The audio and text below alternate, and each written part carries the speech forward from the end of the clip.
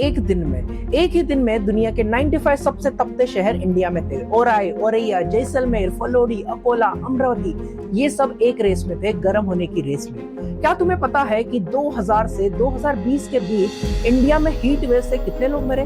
10,000 से ज्यादा। और ये सिर्फ ऑफिशियल नंबर है। एक्सपर्ट्स कहते हैं असली तादाद काफी ज्यादा है, क्योंकि डेथ सर्टिफिकेट्स पे गर्मी से मौत नहीं लिखा जाता, वो एक अलग ही स्टोरी है।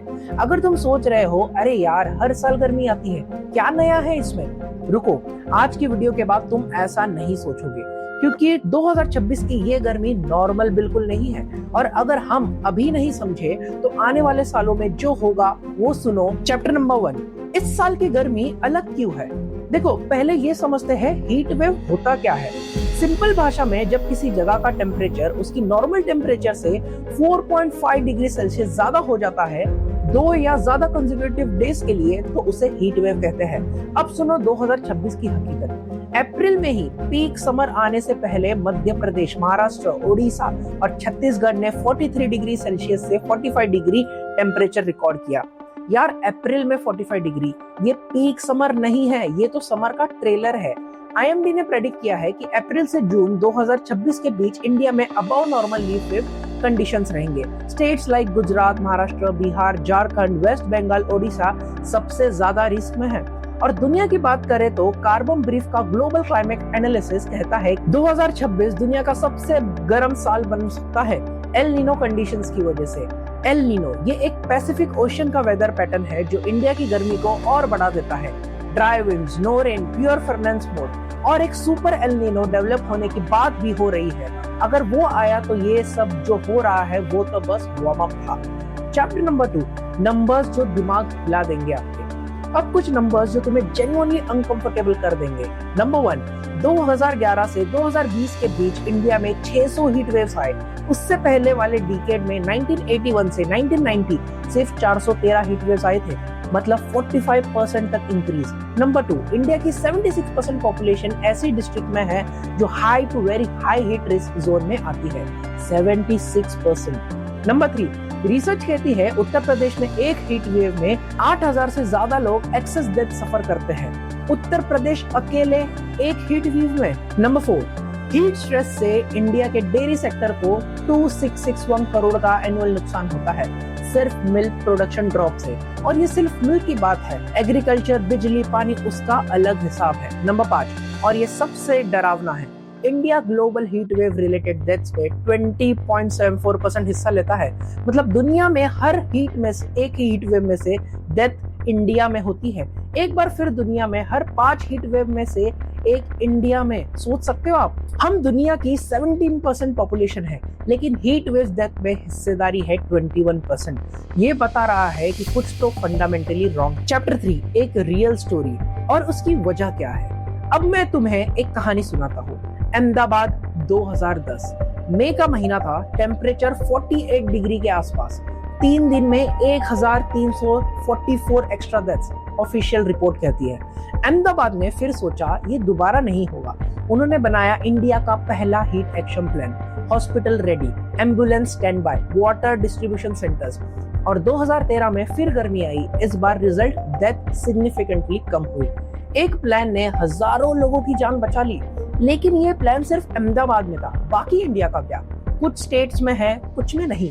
आईएमडी ने अभी तक सिर्फ 23 स्टेट्स में हीट एक्शन प्लान्स इंप्लीमेंट किए हैं। इंडिया में है टोटल 28 स्टेट्स, मतलब 5 स्टेट्स बिना किसी प्लान के हैं। और जो प्लान्स हैं उनके पास भी बजट कम है, अकाउंटेबिलिटी नहीं है, अवेयरनेस बिल्कुल नहीं है। तो फिर गर्मी क्यों बढ़ रही है इतनी? इसकी मेनली 5 वजह है। पहली, क्लाइमेट चेंज। ये कोई डिबेट नहीं है, ये साइंस है। Green house gases, CO2, methane atmosphere में ट्रैप हो रहे हैं। धरती की सरफेस गर्म हो रही है, तेज और तेज। दूसरी, अर्बन हीट आइलैंड इफेक्ट। तुम्हारे शहर कंक्रीट और सीमेंट से बने हैं। कंक्रीट दिन में गर्म होती है, रात को स्लोली रिलीज करती है। ट्रीज नहीं है कूल करने के लिए, तो शहर एक जायंट भट्टी बन जाते हैं। डिफॉरेस्टेशन, लॉस ऑफ वेटलैंड्स और ग्रीन कवर के डिटोरिएशन, ये सब इंडिया के नेचुरल टेम्परेचर बफर्स को खराब कर रहा है। तीसरी, एल नीनो। पैसिफिक ओशन में टेम्परेचर शिफ्ट्स इंडिया के मॉनसून और प्री मानसून पैटर्न्स को डिसऑर्ट करते हैं। कम रेनफॉल और ज्यादा से ज्यादा ड्राई हीट। चौथी, हिमालयस का पिघलना। ICI MOD के अकॉर्डिंग हिमालयन स्नो लेवल्स इस साल 28% बिलो नॉर्मल है, पिछले 2 डिकेड्स का लोएस्ट। ये सिर्फ गर्मी की बात नहीं, ये पानी की बात है। हिमालयन स्नो से 12 मेजर रिवर सिस्टम का क्वार्टर पानी आता है। अगर स्नो नहीं तो रिवर श्रिंक होती है और नियरली 2 बिलियन लोग इन रिवर्स पे डिपेंड करते हैं। पांचवी, ग्लोबल एमिशंस। हम इंडिया की बात करते हैं, लेकिन ये प्रॉब्लम सिर्फ इंडिया में नहीं बनाई। अमेरिका, चाइना, यूरोप, सबकी फैक्ट्रीज, कार्स, पावर प्लांट्स ने ये CO2 एटमॉस्फेयर में डाली है। लेकिन भुगतान सबसे ज्यादा कौन कर रहा है? आपको भी पता है, सबसे ज्यादा नुकसान इंडिया, साउथ अफ्रीका और साउथ एशिया कर रहा है। ये क्लाइमेट इनजस्टिस की सबसे बड़ी कहानी है। चैप्टर नंबर 4, गर्मी का असर सिर्फ पसीना नहीं है। अब ये मत सोचना कि गर्मी सिर्फ डिस्कम्फर्ट है, चलो थोड़ी AC चलाओ, ठंडा पानी पियो, सब ठीक हो जाएगा। ये सिर्फ टेम्परेरी सॉल्यूशंस है। गर्मी का असर बहुत ही ज्यादा गहरा होता है। असर नंबर 1, हेल्थ। एक्सट्रीम हीट में बॉडी टेम्परेचर 104 डिग्री फ़ारेनहाइट से ज्यादा हो सकती है, जिससे डेलेरियम, सीजर्स या कोमा हो सकता है। हीट स्ट्रोक एक साइलेंट किलर है। सिर्फ 10 इंडियन सिटीज में 1116 लोग एनुअली प्रीमैच्योर डेथ सफर करते हैं एक्सट्रीम हीट की वजह से। और एक शॉकिंग रिसर्च फैक्ट, एक सिंगल डे का हीट वेव भी मोर्टेलिटी रेट इंक्रीज कर देता है। एक दिन का, सिर्फ एक दिन का एक्सट्रीम टेम्परेचर, आप सोच सकते हो कौन सबसे ज्यादा अफेक्टेड होता है? बुजुर्ग, बच्चे, pregnant women, outdoor workers, construction labourers, auto rickshaw drivers, street vendors. ये लोग गर्मी में भी काम कर रहे हैं, क्योंकि काम बंद किया तो घर का चूल्हा बंद हो जाता है। असर नंबर 2, एग्रीकल्चर। खेत में काम करने वाले फार्मर्स वो 8 से 10 घंटे धूप में काम करते हैं। Heat stroke, dehydration, crop failure, ये सारी चीजें उन्हें फेस करनी पड़ती है। हीट स्ट्रेस से वुमेन फार्मर्स के लिए सिचुएशन और भी मुश्किल है। उन्हें पानी के लिए किलोमीटर चल के जाना पड़ता है एक्सट्रीम हीट में, और डिहाइड्रेशन के चक्कर में बहुत सारी महिलाएं अब काम नहीं कर पा रही है। असर नंबर 3, बिजली क्राइसिस। जब गर्मी बढ़ी, एसीज और कूलर्स भी तो बढ़े, इलेक्ट्रिसिटी डिमांड स्काई रॉकेट हो जाती है, पावर ग्रिड्स ओवरलोड हो जाते हैं, और जो लोग एसीज अफोर्ड नहीं कर सकते वो बिजली जाने पर सिर्फ छत पे बैठ के गर्मी झेलते हैं। हीट वेव्स इंडिया की GDP का 2% तक नुकसान करते हैं एनुअली। 2% GDP, ये लैक्स ऑफ करोड़ रुपए है। असर नंबर 4, पानी का संकट। गर्मी बढ़ने से इवेपोरेशन बढ़ती है, रिवर्स और रिजर्वायर्स श्रिंक करते हैं, अंडरग्राउंड वाटर टेबल नीचे जाता है। Himalayan snow melt already 28% below normal है, जो 2 बिलियन लोगों के लिए एक बड़ा वाटर सिक्योरिटी थ्रेट है। दिल्ली, बेंगलुरु, चेन्नई, ये सब सिटीज पहले ही वाटर स्ट्रेस में है, और गर्मी और बढ़ेगी तो ये प्रॉब्लम और भी गहरी हो जाएगी। चैप्टर नंबर 5, वो स्टोरी जो मीडिया ने नहीं बताई। अब मैं तुम्हें एक बात बताता हूँ जो बहुत कम जगह डिस्कस होती है, हीट डेथ्स अंडर रिपोर्टिंग। बहुत सारे हीट रिलेटेड डेथ्स अनरिकॉग्नाइज्ड या मिसक्लासिफाइड रहते हैं। डॉक्टर्स डेथ सर्टिफिकेट पे इमीडिएट मेडिकल कॉस्ट लिखते हैं, कार्डियक अरेस्ट, किडनी फेलियर, बिना ये नोट किए कि ये अंडरलाइंग रीजन एक्सट्रीम हीट थी। तो official number 10,000 deaths in 20 years दिखता है, लेकिन रिसर्चर्स कहते हैं असली डेथ टोल ऑफिशियल और मीडिया काउंट से बहुत ज्यादा है। Official statistics barely scratch the surface of the true human cost। इसका मतलब है एक मजदूर जो जून की गर्मी में रोड पे गिर के मरा, वो हीट वेव डेथ में काउंट नहीं हुआ। एक गांव की बुढ़िया जो खेत में काम करते हुए बेहोश हो गई और वापस नहीं आई, वो स्टैटिस्टिक बनी ही नहीं। ये लोगों की मोहताज दुनिया है। जब उनकी मौत का डेटा ही सही नहीं होगा तो उनके लिए पॉलिसी कैसे बनेगी? कैसे तय करें गवर्नमेंट की रिसोर्सेज कहाँ भेजना है? ये एक साइलेंट इमरजेंसी है जो हेडलाइंस में नहीं आती। चैप्टर नंबर 6, क्या हो सकता है? लेकिन यार ये वीडियो सिर्फ डर दिखाने के लिए बिल्कुल भी नहीं है, क्योंकि अगर सिर्फ प्रॉब्लम दिखाओ और सॉल्यूशन नहीं दो तो क्या फायदा। तो अब बात करते हैं कि क्या हो सकता है इंडिविजुअल लेवल पे तुम्हारे लिए। पहली चीज, दिन में 12 बजे से 4 बजे के बीच बाहर मत निकलो, तब जब तक बहुत जरूरी ना हो। ये पीक हीट हार्स है। दूसरी चीज, पानी पानी पानी। हर 15 से 20 मिनट में एक घूंट चाहिए ही चाहिए, और आपको पानी पीना है। जब प्यास लगे तो ऑलरेडी डिहाइड्रेशन स्टार्ट हो चुका होता है। तीसरी, कोकोनट वाटर ORS, आम पन्ना, छाछ ये नेचुरल इलेक्ट्रोलाइट्स है जो बॉडी को हीट से बचाते हैं। एनर्जी ड्रिंक्स और कोल्ड ड्रिंक्स से ज्यादा इफेक्टिव। चौथी, कॉटन और लाइनिल के कपड़े पहनो। Light colour synthetic fabric body का टेम्परेचर ट्रैप करती है। पांचवी, अगर तुम्हारे पास एसी या कूलर नहीं है, वेट टॉवेल सर और गर्दन पे रखना शुरू करो। कोल्ड वाटर फुट सोक करो, ये बॉडी टेम्परेचर जेन्युइनली नीचे लाता है। और छठी, अपने नेबर्स और बुजुर्ग को देखो, उनका हाल पूछो, एक गिलास ठंडा पानी दो। गर्मी में एक बंदा बहुत ही अकेला पड़ जाता है, कम्युनिटी ही उसकी रेस्क्यू टीम होती है। कम्युनिटी लेवल पे अहमदाबाद में दिखाया कि हीट एक्शन प्लान्स काम करते हैं। अगर तुम्हारा शहर या कॉलोनी ऑर्गेनाइज हो वेलफेयर एसोसिएशन के थ्रू, तो water distribution point, cooling centre organise करो।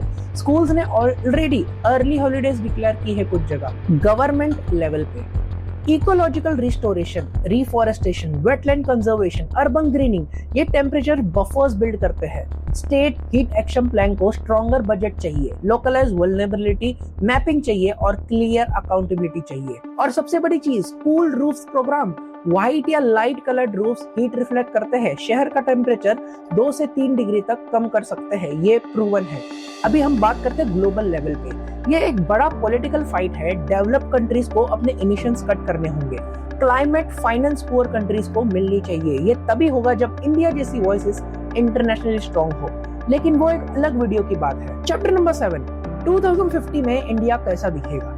अब एक बार फ्यूचर में झांकिए, अगर ये ट्रेंड जारी रहा और हम सीरियसली एक्शन नहीं लिए, एंड ऑफ सेंचुरी तक हीट वेव 30 टाइम्स ज्यादा फ्रीक्वेंट हो सकती है।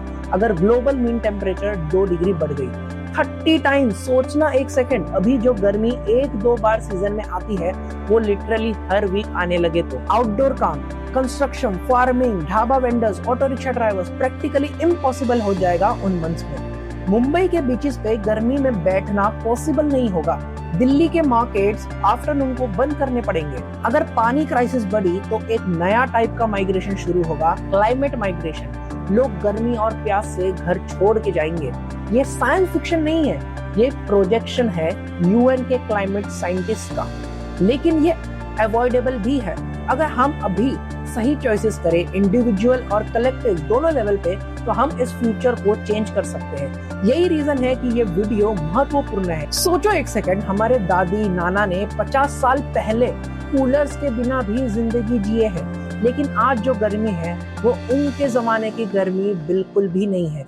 ये बदली हुई गर्मी है, तेजी से बदलती हुई गर्मी। और ये सिर्फ एक एनवायरमेंटल प्रॉब्लम नहीं है, ये एक इंसानी प्रॉब्लम है जिसका सॉल्यूशन हमें ही ढूंढना है।